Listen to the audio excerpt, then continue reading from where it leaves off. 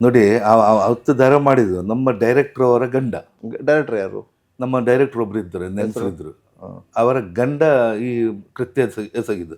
ಆದ್ರೂ ಸೀದಾ ಬಂದ್ರು ಅವರು, ಹೆಲ್ಮೆಟ್ ಇಟ್ಕೊಂಡು ಹಾಕಿ ಬಂದದವರು.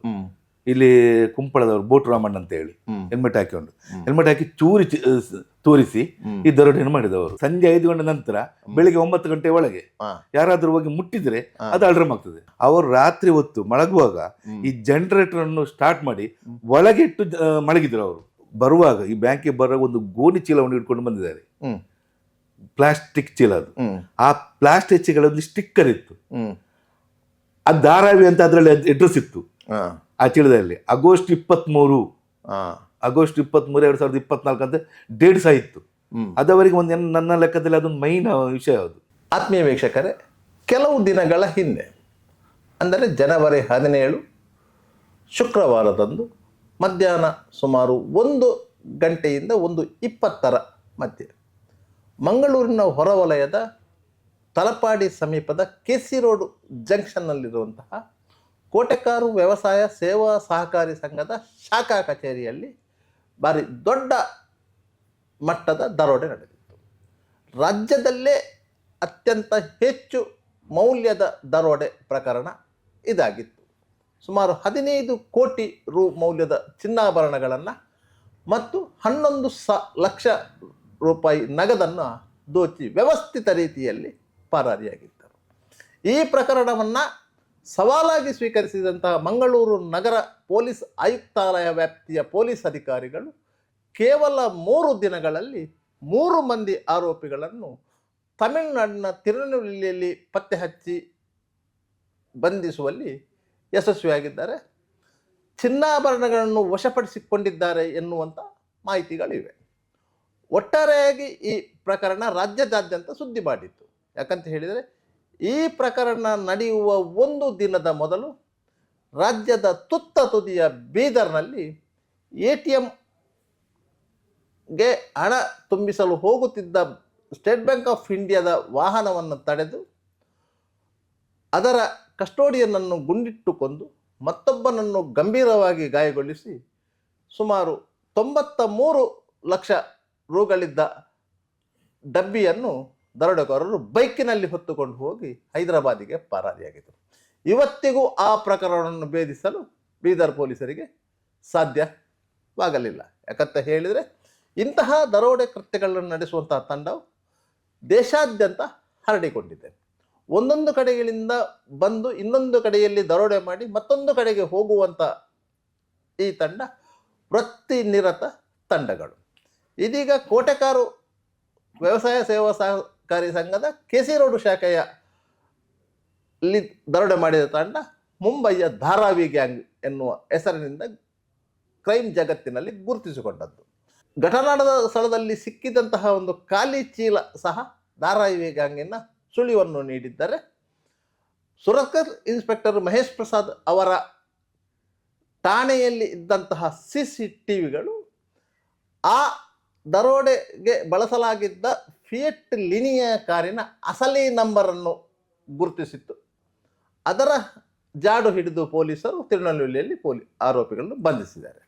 ಒಟ್ಟಾರೆಯಾಗಿ ಈ ಪ್ರಕರಣದಲ್ಲಿ ಸುಮಾರು 50ಕ್ಕೂ ಹೆಚ್ಚು ಪೊಲೀಸ್ ಅಧಿಕಾರಿಗಳು 3 ದಿನಗಳ ಕಾಲ ದಿನದ 24 ಗಂಟೆಯೂ ಕರ್ತವ್ಯ ನಿರ್ವಹಿಸಿದ್ದಾರೆ. ಇದರಿಂದಾಗಿ ಇಷ್ಟು ದೊಡ್ಡ ಪ್ರಮಾಣದ ದರೋಡೆ ಪ್ರಕರಣ ಬಯಲಿಗೆ ಬಂದಿದೆ. ಇಡೀ ಪ್ರಕರಣದ ಬಗ್ಗೆ ಹಲವಾರು ಸಂಶಯಗಳಿತ್ತು. ಕಳವಾದ ಚಿನ್ನ ಎಷ್ಟು, ನಗದು ಎಷ್ಟು, ಹೆಚ್ಚ ಕಡಿಮೆಯೋ, ಎಲ್ಲ ಚಿನ್ನಾಭರಣಗಳು ಬ್ಯಾಂಕಿದ್ದಲ್ಲ, ಬದಲಾಗಿ ಬ್ಯಾಂಕಿನಲ್ಲಿ ಗಿರವಿ ಇಟ್ಟದ್ದು. ಈ ಚಿನ್ನಕ್ಕೆ ಪ್ರತಿಯಾಗಿ ಬ್ಯಾಂಕ್ ಸಾಲ ಕೊಟ್ಟಿದೆ. ಬ್ಯಾಂಕಿನ ಲೆಕ್ಕಾಚಾರದ ಪ್ರಕಾರವೇ ಸುಮಾರು 15 ಕೋಟಿ ರೂಪಾಯಿಗಳನ್ನು ಸಾಲವಾಗಿ ನೀಡಲಾಗಿದೆ. ಸುಮಾರು 700-800 ಗ್ರಾಹಕರು ಈ ಚಿನ್ನಾಭರಣಗಳನ್ನು ಬ್ಯಾಂಕಿನಲ್ಲಿ ಗಿರವಿ ಇಟ್ಟಿದ್ದಾರೆ. ಅದರಿಂದಾಗಿ ಚಿನ್ನದ ಮೌಲ್ಯ ಸುಮಾರು 20 ಕೋಟಿ ರು ಆಗಿರಬಹುದು. ಆದರೆ ಬ್ಯಾಂಕಿನ ಲೆಕ್ಕದಲ್ಲಿ ಕೇವಲ 15 ಕೋಟಿ ರು ಮೌಲ್ಯದ್ದು ಮತ್ತು ನಗದು ಇತ್ತು. ಒಟ್ಟಾರೆಯಾಗಿ ಪ್ರಕರಣ ಬೆಳಕಿಗೆ ಬಂದಿದೆ. 3 ಆರೋಪಿಗಳು ಸಿಕ್ಕಿದ್ದಾರೆ. ಇನ್ನೂ 6 ಮಂದಿ ಆರೋಪಿಗಳು ಈ ಪ್ರಕರಣದಲ್ಲಿ ಒಂದಲ್ಲ ಒಂದು ರೀತಿಯಲ್ಲಿ ಶಾಮೀಲಾಗಿದ್ದಾರೆ. ಯಾಕಂತ ಹೇಳಿದರೆ ಬ್ಯಾಂಕಿನ ಒಳಗೆ ಬಂದಂಥ ಆರೋಪಿಗಳು 3, ಕಾರಿನಲ್ಲಿದ್ದ ಡ್ರೈವರು ಒಬ್ಬ, ಮತ್ತೊಬ್ಬ ಬೈಕಿನಲ್ಲಿದ್ದಂಥ ಮಾಹಿತಿಗಳಿವೆ. ಒಟ್ಟು 5 ಮಂದಿ ಸ್ಥಳಕ್ಕೆ ಬಂದಿದ್ದಾರೆ. ಆದರೆ ಅವರಿಗೆ ವಿವಿಧ ರೀತಿಯಲ್ಲಿ ಸಹಕಾರ ನೀಡಿದವರು ಮತ್ತು 4 ಮಂದಿ ಇದ್ದಾರೆ. ಬಾಕಿಯವರ ಬಂಧನ ಕಾರ್ಯ ಆಗಬೇಕಿದೆ. ಈ ಮಧ್ಯೆ ಆರೋಪಿಯೊಬ್ಬನಿಗೆ ಪೊಲೀಸರು ಟೆಸ್ಟ್ ಡೋಸ್ ಅಂತ ಹೇಳಿ ಗುಂಡು ಹೊಡೆದಿದ್ದಾರೆ. ಸ್ಥಳ ಮಹಾಜರು ಸಂದರ್ಭದಲ್ಲಿ ಉಡಾಫೆಯಾಗಿ ವರ್ತಿಸಿದ್ದಕ್ಕೆ ಪೊಲೀಸರು ತಮ್ಮ ಆಯುಧದ ರುಚಿಯನ್ನು ತೋರಿಸಿದ್ದಾರೆ. ಒಟ್ಟಾರೆಯಾಗಿ ಪೊಲೀಸರಿಗೂ ಒಂದು ಆತ್ಮ ವಿಶ್ವಾಸ ಬಂದಿದೆ. ಅದರಿಂದಾಗಿ ಇಡೀ ಪ್ರಕರಣದ ಬಗ್ಗೆ ವಿವರಿಸಲು ಕೋಟೆಕಾರು ವ್ಯವಸಾಯ ಸೇವಾ ಸಹಕಾರಿ ಸಂಘದ ಅಧ್ಯಕ್ಷರಾದ ಕೃಷ್ಣ ಶೆಟ್ಟಿಯವರು ನಮ್ಮೊಂದಿಗಿದ್ದಾರೆ. ಇವರು ಕೆಳಗಿನ ಕೋಟೆಕಾರು ಗುತ್ತು ಮನೆತನದವರು. 2ನೇ ಬಾರಿಗೆ ಈ ಸೊಸೈಟಿಯ ಅಧ್ಯಕ್ಷರಾಗಿ ಆಯ್ಕೆಯಾಗಿದ್ದಾರೆ. ಈ ಸೊಸೈಟಿಯ ವಿಶೇಷತೆ ಏನಂತ ಹೇಳಿದರೆ, ಈ ಸೊಸೈಟಿಯ ಆಡಳಿತ ಮಂಡಳಿಯಲ್ಲಿ ಒಟ್ಟು 12 ಮಂದಿ ನಿರ್ದೇಶಕರಿದ್ದಾರೆ. ಇವರೆಲ್ಲರೂ ಸೊಸೈಟಿಯ ಸದಸ್ಯರಿಂದ ನೇರವಾಗಿ ಆಯ್ಕೆ ಆಗುವವರು. ಇಲ್ಲಿ ಯಾವುದೇ ಪಕ್ಷ ಭೇದ ಇಲ್ಲ. ಒಂದು ತಂಡವಾಗಿ ಇವರು ಚುನಾವಣೆಗೆ ಸ್ಪರ್ಧೆ ಮಾಡ್ತಾರೆ ಮತ್ತು ಸದಸ್ಯರ ವಿಶ್ವಾಸ ಗಳಿಸಿ ಆಯ್ಕೆಯಾಗಿ ಬರ್ತಾರೆ. ಅದರಿಂದಾಗಿ ಕೃಷ್ಣ ಶೆಟ್ಟಿ ಅವರು 2ನೇ ಬಾರಿಗೆ ಈ ತಂಡದ ಮುಖ್ಯಸ್ಥರಾಗಿ ಆಯ್ಕೆಯಾಗಿ ಬಂದಿದ್ದಾರೆ. ಸುಮಾರು 50 ವರ್ಷಗಳ ಇತಿಹಾಸ ಈ ಬ್ಯಾಂಕಿಗೆ ಇದೆ. ಈ ಬ್ಯಾಂಕಿನಲ್ಲೂ ಸಹ ಕೇವಲ ಒಂದೇ ಶಾಖೆಯಲ್ಲಿ 3 ಅನಪೇಕ್ಷಿತ ಘಟನೆಗಳು ನಡೆದಿದೆ. ಆದರೆ 3 ಘಟನೆಗಳಿಗೂ ನಿರ್ದಿಷ್ಟವಾದ ಕಾರಣಗಳಿವೆ. ಆದ್ದರಿಂದ ಬ್ಯಾಂಕಿನ ಗ್ರಾಹಕರು ಯಾವುದೇ ರೀತಿಯಲ್ಲಿ ಆತಂಕಿತರಾಗುವುದು ಬೇಡ ಎನ್ನುವಂಥ ಸಂದೇಶವನ್ನು ಕೃಷ್ಣ ಶೆಟ್ಟಿಯವರು ಕೊಟ್ಟಿದ್ದಾರೆ. ಅದರಿಂದಾಗಿ ಕೃಷ್ಣ ಶೆಟ್ಟಿಯವರು ಏನೇನು ಹೇಳಿದ್ದಾರೆ ಇಡೀ ಘಟನೆಯ ಬಗ್ಗೆ ಎಲ್ಲವನ್ನು ನೀವೇ ಕೇಳಿ. ಕೋಟೆಕಾರು ವ್ಯವಸಾಯ ಸೇವಾ ಸಹಕಾರಿ ಸಂಘದ ಕೆಸಿ ರೋಡ್ ಬ್ರಾಂಚಲ್ಲಿ ದರೋಡೆ ಆಯಿತು. ನಿಮಗೆ ಎಷ್ಟು ಹೊತ್ತಿಗೆ ಮಾಹಿತಿ ಸಿಕ್ಕಿತು? ನನಗೆ 1 ಗಂಟೆಗೆ 1:20ಕ್ಕೆ ಮಾಹಿತಿ ಸಿಕ್ಕಿದ್ದು ನನಗೆ ಕರೆಕ್ಟಾಗಿ. ನೀವೆಲ್ಲಿದ್ದಾಗ? ನಾನು ಆಫೀಸಿನಲ್ಲಿ ಬ್ಯಾಂಕಲ್ಲಿ ಇದ್ದೇನೆ. ಬ್ಯಾಂಕಲ್ಲಿ ಇಲ್ಲಿ ಬ್ಯಾಂಕಲ್ಲಿ ತಕ್ಷಣ ಅಲ್ಲಿಗೆ ತಕ್ಷಣ ನನ್ನ ಡೈರೆಕ್ಟರ್ ಬಂದು ಹೇಳಿದರು, ಕೋಟೆಕಾರು ಇಲ್ಲಿ ಕೆಸೋಡು ಬ್ರಾಂಚಲ್ಲಿ ದರೋಡೆ ಆಯಿತು, ಹೋಗುವಂತ. ನಾವು ಕೂಡಲೇ ಅಲ್ಲಿಂದ ಒಂದು 5-6 ಜನ ಸೀದಾ ಕಾರಲ್ಲಿ, ನನ್ನ ಕಾರಲ್ಲಿ ಓಡಿದ್ವಿ ಅಲ್ಲಿಗೆ. ಓಡುವಾಗ ಎಲ್ಲ ಬೊಬ್ಬೆ ಆಗ್ತಿದ್ದರು, ನಮ್ಮ ಸಿಬ್ಬಂದಿ ವರ್ಗದವರು ಬೊಬ್ಬೆ ಆಗ್ತಿದ್ದರು, ಕೂಗ್ತಿದ್ದವರು, ಹಾಗೆಲ್ಲ ಕೊಂಡೋದ್ರು ಅಂತ. ಆವಾಗ ಕೂಡಲೇ ನಾನು ಹೋಗೋ ರನ್ನಿಂಗಲ್ಲೇ ನಾನು ನಮ್ಮ ಉಳ್ಳಾಳ ಇನ್ಸ್ಪೆಕ್ಟರ್ಗೆ ಫೋನ್ ಮಾಡಿದೆ, ಮತ್ತೆ ACP ಆಫೀಸ್ಗೆ ರನ್ನಿಂಗಲ್ಲಿ ಫೋನ್ ಮಾಡಿದೆ. ಮತ್ತೆ ನಾನು ಹೋಗಿ ಅಲ್ಲಿ ಮುಟ್ಟುವಾಗ ಒಂದು ಅರ್ಧ ಗಂಟೆ ಒಳಗೆ ನಮ್ಮ ಮಾನ್ಯ ಶಾಸಕರಾದ ಸಭಾಧ್ಯಕ್ಷರು ಕೂಡಲೇ ಬಂದಿದ್ದಾರೆ ಅಲ್ಲಿಗೆ. ಹಾಗಾದ್ರೆ ಪೊಲೀಸರು ಎಷ್ಟೊತ್ತಿಗೆ ಬಂದರು? ಪೊಲೀಸರು ಸಾಧಾರಣ ಒಂದು ಅರ್ಧ ಗಂಟೆ ಮುಕ್ಕಾಲು ಬಿಟ್ಟು ಬಂದಿದ್ದಾರೆ. ನನ್ನದು ಅವರು ಬ್ಯುಸಿಯಲ್ಲಿ ಇದ್ರಲ್ಲ, ನಮ್ಮ ಮುಖ್ಯಮಂತ್ರಿ ಬರುವ ಇದರಲ್ಲೇ ಇದ್ರು. ಅವ್ರು ಬರ್ಲಿಕ್ಕೆ ತುಂಬ ದೂರದಿಂದ ಬರಬೇಕಲ್ಲ, ಮಂಗಳೂರಿಂದ ಬರಬೇಕು. ಹಾಗೆ ಈಗ ನಿಮಗೆ ಆ ಘಟನೆಯನ್ನು ನೋಡಿದಾಗ ಏನು ಅನ್ನಿಸಿತು? ಫಸ್ಟ್ಗೆ ನಾನು ಹೋಗುವಾಗ ಎಲ್ಲರೂ ಬೊಬ್ಬೆ ಹಾಕಿ ಕೂಗ್ತಿದ್ರು. ಅಂದರೆ ಲಾಕರಲ್ಲಿ ಕೆಳಗೆ ಚಿನ್ನ ಬಿದ್ದಿತ್ತು. ಹೀಗೆ ನಾನು ಕೇಳಿದೆ ಅವರ ಹತ್ರ, ನಮ್ಮ ಮ್ಯಾನೇಜರ್ ಹತ್ರ, ವಾಣಿ ಮೇಡಮ್ನ ಹತ್ರ. ಅವರಿಗೆ ಮಾತಾಡ್ಲಿಕ್ಕೆ ಆಗಲಿಲ್ಲ, ಅವರಿಗೆ ಕೂಗಿದು ಬೊಬ್ಬೆ ಆಗ್ತಿದ್ರು ಅಷ್ಟೇ. ಮತ್ತೆ ವಿಷಯ ನಮಗೆಲ್ಲ ಗೊತ್ತಾಯಿತು. ಮತ್ತೆ ಒಂದು ಅರ್ಧ ಗಂಟೆಯಲ್ಲಿ CC ಕ್ಯಾಮರಾ ಫುಟೇಜ್ ಬಂತು. ಹಾಗೆ ನೋಡೋಗೆಲ್ಲ ವಿಷಯ ಗೊತ್ತಾಯ್ತು. ಈಗ ಪೊಲೀಸರು ಬಂದು ಮಹಾಜರು ಕ್ರಿಯೆಗಳನ್ನ ಅಲ್ಲಿ ಮಾಡಲಿಕ್ಕೆ ಸ್ಟಾರ್ಟ್ ಮಾಡಿದ್ರ? ಅಲ್ಲ, ಪೊಲೀಸರು ಬಂದು ಫಸ್ಟಿಗೆ ಎಲ್ಲ ಎನ್ಕ್ವೈರಿ ಮಾಡಿದರು. ಹೇಗೆ ಆಯಿತು, ಎಲ್ಲಿಂದ ಬಂದರು, ನಿಮ್ಮ CC ಕ್ಯಾಮ್ರಾ ಎಲ್ಲಿ ಉಂಟು, ನಿಮ್ಮ ಸೈರನ್ ಆಗಲಿಲ್ವಾ, ಅದೆಲ್ಲ ಎನ್ಕ್ವೈರಿ ಮಾಡಿ. ACP ಅವರು ಬಂದರು, ACP ಅವರು ಬಂದು ಎಲ್ಲ ಎನ್ಕ್ವೈರಿ ಮಾಡಿದರು. ಅವಾಗ ಉಳ್ಳಾಳ ಇನ್ಸ್ಪೆಕ್ಟರ್ ಬಂದರು. ಅಲ್ಲಿ CC ಕ್ಯಾಮರಾ ಎಲ್ಲ ಹಾಳಾಗಿತ್ತ, ಒಂದು ಮಾತ್ರ ಹಾಳಾಗಿತ್ತ? ನೋಡಿ, CC ಕ್ಯಾಮರಾ ಕರೆಕ್ಟ್ ಇತ್ತು. ಒಂದು ಕ್ಯಾಮರಾ ಬ್ಲರ್ ಸ್ವಲ್ಪ ಮಸ್ಕ್ ಆಗಿತ್ತು. ಅದನ್ನು ಸರಿ ಮಾಡಲಿಕ್ಕೆ ಇವರು 1 ನಿಮಿಷ ಮುಂಚೆ ಬಂದಿದ್ದಾರೆ ಅಲ್ಲಿ. ಟೆಕ್ನಿಷಿಯನ್ ಅವತ್ತು ಸರಿಯಾಗ್ಲಿಲ್ಲ ಅದು. ಅದಕ್ಕೆ ಹೊಸತ್ತು ಡಿವಿಆರ್ ಹಾಕ್ಬೇಕಂತೇಳಿ ಹೊಸತ್ತು ಡಿವಿಆರ್ ತೆಗೆದುಕೊಂಡು ಬಂದದ್ದು. ಆವಾಗ ಎಲ್ಲ ಅದನ್ನು ಕಟ್ ಮಾಡ್ಬೇಕಾಗ್ತು. ಒಂದು ಮಾತ್ರ ಸರಿ ಇಲ್ಲದ್ದು, ಹಾಕುವಾಗ ಡಿವಿಆರ್ ಹಾಕುವಾಗ ಎಲ್ಲವನ್ನು ಸರಿ ಅದು ಕಟ್ ಮಾಡಿ ಹಾಕ್ಬೇಕು. ಅದಕ್ಕೆ ಎಲ್ಲವನ್ನು ಕಟ್ ಮಾಡಿದ್ದಾರೆ ಆ ಟೈಮ್. ಈ ಎಪ್ರೈಸರ್ ಸಾಮಾನ್ಯವಾಗಿ ಆ ಹೊತ್ತಿಗೆ ಬರ್ತಾರೆ, ಬೇರೆ ಹೊತ್ತಿಗೆ ಬರ್ತಾರ? ಯಾರು ಎಪ್ರೈಸರ? ಹೌದು, ಎಪ್ರೈಸರ್ ಬೆಳಿಗ್ಗೆ ಬರ್ತಾರೆ ಅವರು, 9 ಗಂಟೆಗೆ ಬರ್ತಾರೆ ಅವರು. 9 ಗಂಟೆಗೆ ಬಂದ ಸಂಜೆ 4 ಗಂಟೆ ತನಕ ಇರ್ತಾರೆ ಅವರು. ಇರ್ತಾರೆ. ಹಾಗಾದ್ರೆ ನಿಮ್ಮ ಸ್ಟಾಫ್ ಅಲ್ಲದೆ ಎಪ್ರೈಸರು ಮಾಮೂಲಿಯಾಗಿ ಇರ್ತಾರೆ. 9 ಗಂಟೆ ಕರೆಕ್ಟ್ ಆಗಿ ಬರ್ತಾರೆ ಅವರು. ಎಷ್ಟು ಮಂದಿ ಸ್ಟಾಫ್ ಇದ್ರಲ್ಲಿ? ಅವತ್ತು 4 ಜನ, ಎಪ್ರೈಸರ್ ಸೇರಿ 4 ಜನ. 4 ಮಂದಿ. CC ಕ್ಯಾಮರಾದವರು ನಮ್ಮ ಆ ಬ್ರಾಂಚಲ್ಲಿ. ನಿಮಗೆ ನೋಡುವಾಗ ಅದು ಹೊರಗಿನವರ ಕೃತ್ಯ ಅಂತ ಅನಿಸುತ್ತಾ, ಅಲ್ಲ ಯಾರಾದರೂ ಲೋಕಲ್ ಅಂತ ಅನಿಸುತ್ತಾ? ನೋಡಿ, ಒಂದು ಗನ್ ಹಿಡ್ಕೊಂಡು ಒಂದು ಚೂರು ಹಿಡ್ಕೊಂಡು ಬರಬೇಕಾದ್ರೆ ಅದು ಲೋಕಲ್ ಅವರಿಗೆ ಅಷ್ಟೊಂದು ಸಾಧ್ಯ ಇಲ್ಲ. ಮತ್ತೆ ಅಲ್ಲಿ ವಿಚಾರಣೆ ಮಾಡಿದಾಗ ಹಿಂದಿ ಮಾತಾಡ್ತಿದ್ರು. ಹಿಂದಿ ಮಾತಾಡ್ತಿರುವಾಗ ಅದು ಹೊರಗಿನವರಂತಾಗಿ ನಮಗೆ ಆಯಿತು, ಹೊರಗಿನವರೇ ಇದು, ಯಾರು ಡೆಲ್ಲಿ ಅವರ ಅಲ್ಲ ಹರಿಯಾಣದವರ ಬಾಂಗ್ಲಾದವರ ಆಗಿರ್ಬೇಕಂತ ನಮಗೆ ಅನಿಸಿತ್ತು ಅಷ್ಟೇ, ಬೊಂಬೆಯವರು. ಈಗ ತದನಂತರದ ಬೆಳವಣಿಗೆಯಲ್ಲಿ ಈಗ ಆರೋಪಿಗಳು ಸಿಕ್ಕಿದ್ದಾರೆ, ನಿಮಗೆ ಇರುವ ಮಾಹಿತಿಗಳು ಏನು? ನೋಡಿ, ನಮಗೆ ಮೊನ್ನೆ ರಾತ್ರಿ ಮಾಹಿತಿ ಬಂತು, ಆರೋಪಿಯವರು ಸಿಕ್ಕಿದ್ದಾರೆ, ತಮಿಳುನಾಡಿನಲ್ಲಿ ಸಿಕ್ಕಿದ್ದಾರೆ ಅಂತ. ಮತ್ತೆ 2 ಗೋಣಿ ಚೀಲ ಸಿಕ್ಕಿದೆ, ನಾವು ಅವರನ್ನು ಅರೆಸ್ಟ್ ಮಾಡಿದ್ದೇವೆ. ಈಗ ನಾನು ಒಂದು ಇಲ್ಲಿ ತಮಿಳುನಾಡಲ್ಲಿ ಒಂದು ಪೊಲೀಸ್ ಸ್ಟೇಷನಲ್ಲಿ ಎನ್ಕ್ವೈರಿ ಮಾಡ್ತಿದ್ದೇವೆ, ಅಷ್ಟೇ ನಮಗೆ ಮಾಹಿತಿ ಸಿಕ್ಕಿದ್ದು. ಮತ್ತೆ ಮರುದಿವಸ ಮೀಡಿಯಾದಲ್ಲಿ ನೋಡಿ ಎಲ್ಲ ವಿಷಯ ನಮಗೆ ಕರೆಕ್ಟ್ ಆಯ್ತು, ಗೊತ್ತಾಯಿತು. ಈಗ ಇದೇ ಬ್ರಾಂಚಲ್ಲಿ ಒಂದು 6 ವರ್ಷದ ಹಿಂದೆ ಒಮ್ಮೆ ದರೋಡೆ ನಡೆದಿತ್ತು, ಆದರೆ ಅದು ಫೇಲ್ಯೂರ್ ಆಯಿತು. ಹೌದು, ಆ ಘಟನೆಯನ್ನು ನೆನಪಿಸಿಕೊಳ್ಬೋದಾ? ನೋಡಿ, ಅವತ್ತು ದರ ಮಾಡಿದ್ದು ನಮ್ಮ ಡೈರೆಕ್ಟರ್ ಅವರ ಗಂಡ. ಡೈರೆಕ್ಟರ್ ಯಾರು? ನಮ್ಮ ಡೈರೆಕ್ಟರ್ ಒಬ್ರು ಇದ್ದರು, ನೆನೆಸಿದ್ರು. ಅವರ ಗಂಡ ಈ ಕೃತ್ಯ ಎಸಗಿದ್ದು. ಅವರೊಟ್ಟಿಗೆ ಮತ್ತೊಬ್ರು ಇದ್ರು, ಅವರ ಅವತ್ತೇ ಸಿಕ್ಕಿದ್ದಾರೆ ಮಾತ್ರ. ಹೌದು. ಮತ್ತೆ ಅವರ ಡೈರೆಕ್ಟರ್ಶಿಪ್ ಅನ್ನು ನಾವು ಕ್ಯಾನ್ಸಲ್ ಮಾಡಿದ್ದೇವೆ. ಅವರನ್ನು ಸಹ ಇವತ್ತು ಮೊನ್ನೆ ಕರೆದು ಎನ್ಕ್ವೈರಿ ಮಾಡಿದ್ದಾರೆ ಡಿಪಾರ್ಟ್ಮೆಂಟ್ನವರು. ಆ ಟೈಮಲ್ಲಿ ಎಷ್ಟು ಮೊತ್ತದ ಬಂಗಾರ ತಗೊಂಡು ಹೋಗಿ? ಆ ಟೈಮಲ್ಲಿ ಹೆಚ್ಚು ಕಮ್ಮಿ 2 ಕೋಟಿ ಚಿನ್ನವನ್ನು ಕೊಂಡೋಗಿದ್ದಾರೆ. ಆದರೆ ಕೊಂಡೋಗ್ಲಿಕ್ಕೆ ಆಗಲಿಲ್ಲ ಅವರಿಗೆ. ನಮ್ಮೊಂದು ಬ್ಯಾಂಕಿನವರು ಮೆಂಬರ್ ಇದ್ರು, ಅವರು ಕಳ್ಳು ಬಿಸಾಡಿದರು, ಅದನ್ನು ಬಿಟ್ಟು ಹೊಡಿದವನು. ಈಗ ಆ ಟೈಮಲ್ಲಿ ದರೋಡೆ ಆದದ್ದು ರೀತಿ ಹೇಗೆ? ಆದರೂ ಸೀದಾ ಬಂದರು ಅವರು, ಹೆಲ್ಮೆಟ್ ಇಟ್ಕೊಂಡು ಬಂದದವರು. ಇಲ್ಲಿ ಕುಂಪಳದವರು ಬೋಟ್ ರಾಮಣ್ಣ ಅಂತ ಹೇಳಿ ಹೆಲ್ಮೆಟ್ ಹಾಕಿಕೊಂಡು, ಹೆಲ್ಮೆಟ್ ಹಾಕಿ ತೋರಿಸಿ ಈ ದರೋಡೆಯನ್ನು ಮಾಡಿದವರು. ಅಲ್ಲ, ಬಂಗಾರ ಎಲ್ಲ ಸ್ಟ್ರಾಂಗ್ ರೂಮ್ ಅಲ್ಲಿ ಇತ್ತ? ಸ್ಟ್ರಾಂಗ್ ರೂಮ್ ಅಲ್ಲಿ ಇತ್ತು. ಅದನ್ನೇ ಅದ್ರಲ್ಲಿ ಸ್ವಲ್ಪ ಮಾತ್ರ ತೆಗೆದವರು, ಒಂದು ಚೀಲದಲ್ಲಿ ಮಾತ್ರ. ಹೆಚ್ಚಿಗೆ ಮಂದಿ 2 ಕೋಟಿ ಚಿನ್ನ ಅದರಲ್ಲಿ ಇತ್ತು. ನಿಮ್ಮ ಬ್ಯಾಂಕಿನ ಸ್ಟ್ರಾಂಗ್ ರೂಮ್ ಇದೆ ಅಲ್ಲ? ಹೌದು. ಅದು ಯಾವ ಟೈಪ್ ಇದ್ದು ಸ್ಟ್ರಾಂಗ್ ರೂಮ್?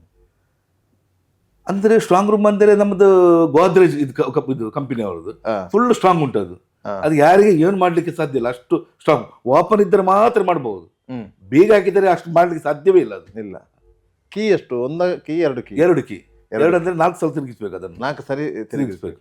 ಅಕ್ಕಿ ಮ್ಯಾನೇಜರ್ ಹತ್ರ ಇರ್ತದ, ನಿಮ್ಮ ಹತ್ರ ಇರ್ತದೆ? ಅಲ್ಲ, ಮ್ಯಾನೇಜರ್ ಹತ್ರ ಇರ್ತದೆ. ಅದು ಮ್ಯಾನೇಜರ್ ಕೈಯಲ್ಲಿ ಇರ್ತದೆ, ಅದು ಅವರ ಕೈಯಲ್ಲಿ. 2 ಕೀಗಳು? 2 ಕೀ ಅವರ ಕೈಯಲ್ಲಿ ಇರ್ತದೆ.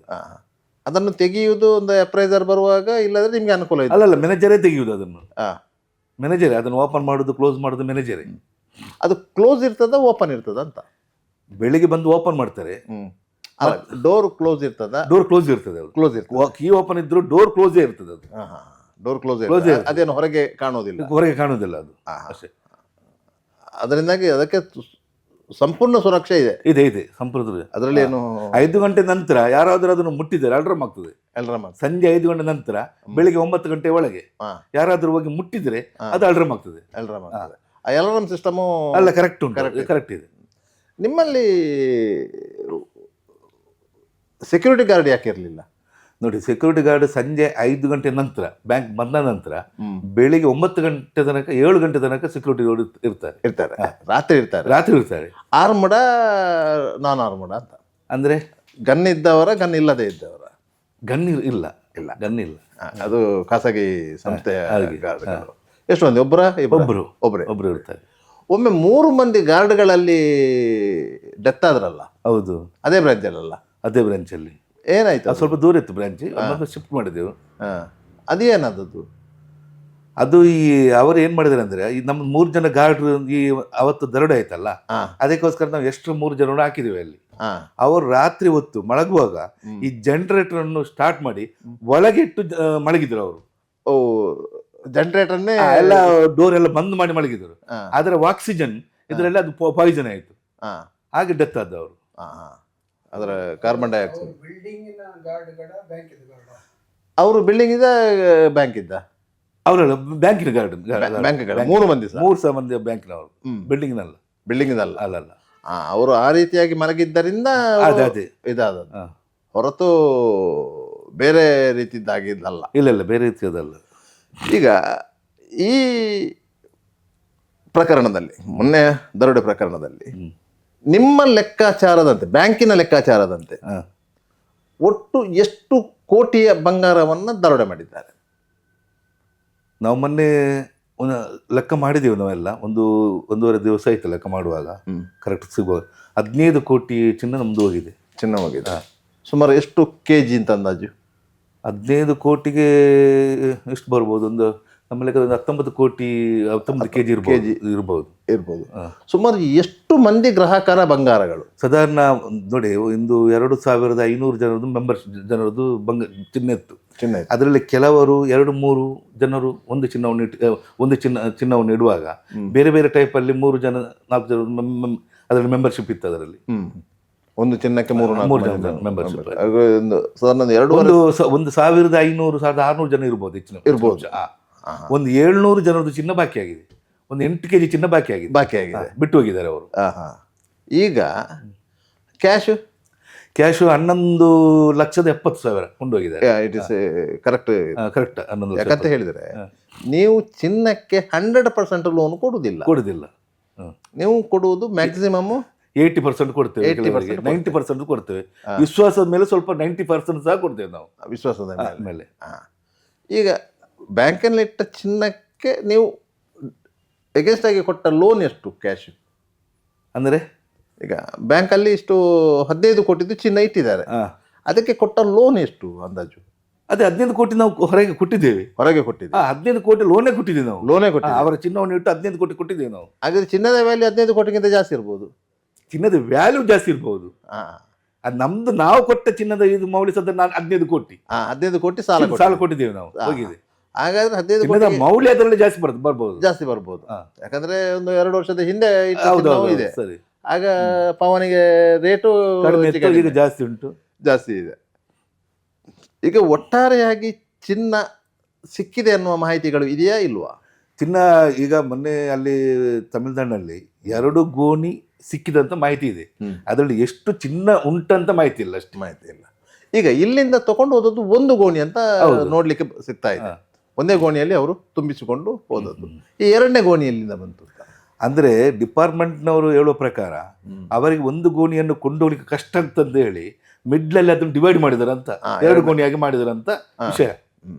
ಈಗ ಒಂದು ಕಾರು ನಲ್ಲಿ ಬಂದವರು ಇನ್ನೊಂದು ಚೆವರ್ಲೆಟ್ ಕಾರಲ್ಲಿ ಹೋಗಿದ್ದಾರೆ ಅಂತ ಮಾಹಿತಿಗಳು. ಹೌದಾ? ಹೌದು, 2 ಕಾರಲ್ಲಿ ಬಂದಿದ್ದಾರೆ ಅವರು. ದರೋಡೆಕೋರರು 2 ಕಾರಲ್ಲಿ ಬಂದಿದ್ದಾರೆ. 2 ಕಾರು, 1 ಬೈಕ್ ಬಂದಿದ್ದಾರೆ. ಆ ಬೈಕು ಇದೆ, ಹಾಗಾದ್ರೆ ಬೈಕ್ ಸಹ ಇದೆ. ಈಗ ಇದರಲ್ಲಿ ಕೆಸಿ ರೋಡ್ನಿಂದ ಕೋಟೆಕಾರಿಗೆ ಬಂದು ಕೋಟೆಕಾರ್ನಿಂದ ಅವರು ತಿರುಗಿ ಹೋಗಿದ್ದಾರೆ ಅಂತ ಹೇಳಿ ಮಾಹಿತಿ. ಹೌದಾ? ಹೌದು, ಕೆಸಿ ರೋಡ್ನಿಂದ ಕೋಟೆಕಾರ್ ಬಂದು ಕೋಟೆಕಾರಿನಿಂದ ತಿರುಗಿ ಹೋಗಿದ್ದಾರೆ ಅವರು ಅಂತದ್ದು ಮಾಹಿತಿ ಉಂಟು. ಕೆಲವೊಂದು ಮಾಹಿತಿ ಡೈರೆಕ್ಟ್ ಸೀದಾ ಹೋಗಿದ್ದಾರೆ ಅಂತ ಹೇಳಿ ಅಷ್ಟೇ. ಬರುವಾಗ ಅವರು ಡೈರೆಕ್ಟ್ ಮಂಗಳೂರಿಂದನೇ ಬಂದದ್ದು ಇಲ್ಲಿಗೆ. ಮಂಗಳೂರು 12:50 ಬೀರಿಯಲ್ಲಿ ಪಾಸ್ ಆಗಿದ್ದಾರೆ ಅವರು. 12:50 ಅದೇ ಕಾರು 12:50 ಬೀರಿ 51 ನಿಮಿಷಕ್ಕೆ ಇದೇ ಬೀರಿ ಜಂಕ್ಷನ್ ಇಂದ ಪಾಸ್ ಆಗಿದೆ ಅದು. ಪುನಃ ವಾಪಸ್ ಎಷ್ಟೊತ್ತಿಗೆ ಪಾಸ್ ಆದ ಏನಾದ್ರು ಮಾಹಿತಿಗಳು?